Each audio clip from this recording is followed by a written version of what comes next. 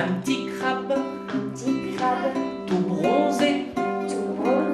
Difficile de résister au docteur Gaspard et Ornicard. Leur venue est toujours très attendue en service de pédiatrie. Nolan est ravi, il a reçu son diplôme de super copain. Les parents aussi aiment cette visite festive. Je ne m'attendais pas à les voir aujourd'hui. J'avais vu qu'ils passaient le mardi après-midi. Du coup là c'était la visite surprise. Et pourtant, il y a 20 ans, le fondateur de l'association était seul et on commençait juste à parler des clowns à l'hôpital. Ça a commencé en 98 et puis aujourd'hui, 20 ans après.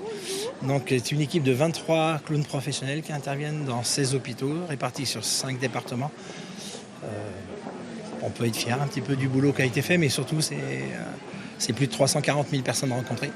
L'expérience avait commencé en pédiatrie. Maintenant, les clowns ont investi d'autres domaines comme les urgences, les services d'hématologie, d'oncologie ou les soins palliatifs. On leur apporte tout sauf de la compassion, mais beaucoup d'humanité. Un sourire, de la poésie, de la tendresse, une visite extraordinaire à un moment donné et inattendue.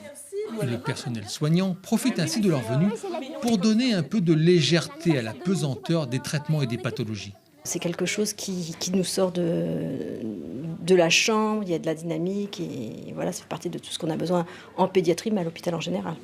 20 ans de tendresse, de partage et d'amour, le clown hospitalier fait désormais partie intégrante de l'univers des soins.